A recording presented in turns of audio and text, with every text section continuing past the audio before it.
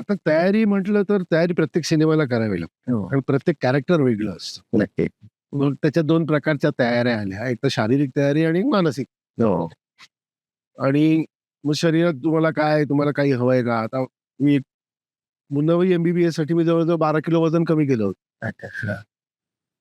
त्यात आणखीन मदत मदत मागितली. कारण मला राजू म्हणाला होता स्क्रीन टेस्ट नंतर, की "बाबा तू जरा वजन कमी कर हां, पेशंट वाटत नाहीये." म्हटलं, "किती किलो कमी करू?" म्हणाला, "10-1 किलो कमी." मी 12 किलो वजन कमी केलं. बरं.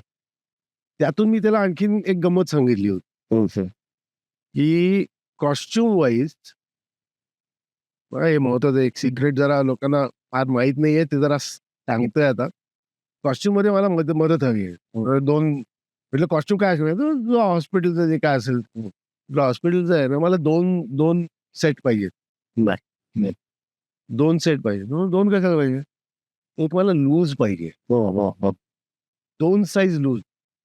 म्हणजे समजा माझा 40 आहे, तर मला 42 चा पाहिजे. तू कशाला? काय गरज आहे?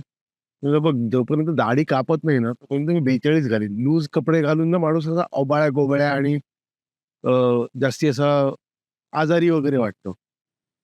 दाढी ज्या क्षणी होईल, जेव्हा तू शॉट घेशील, तेव्हा मी 40 चा घालणार. की तो फिटिंगला येईल बरोबर. आणि तो तुझं कॅरेक्टर एकदम करेक्ट वाटतं. अरे याची आयडिया, याची आयडिया. असं करून त्यांनी तर ते ना. तर ही झाली शारीरिक तयारी, बरोबर.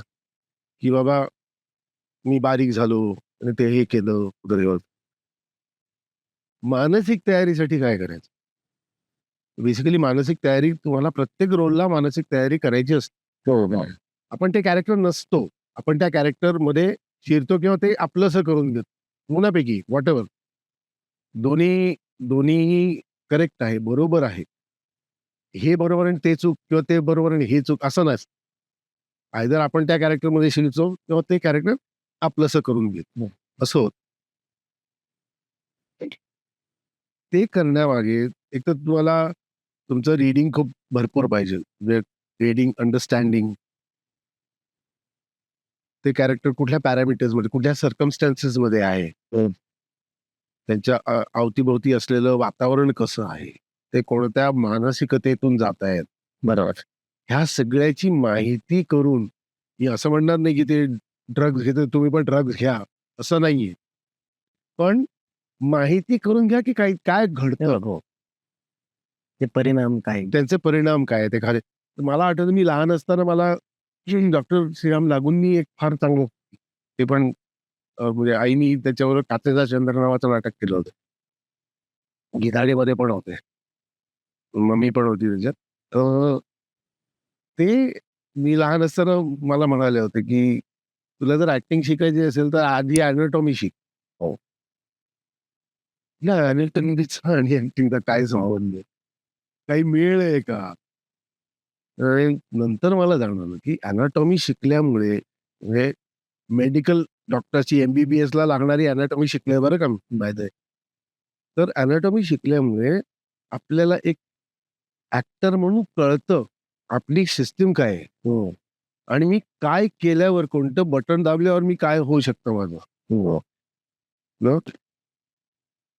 फाईट सिक्वेन्सला हे जे आहे रिएक्शन. तुम्ही जर असं केलं आणि मी असंच राहिलो किंवा असं केलं आणि फक्त एवढंच केलं.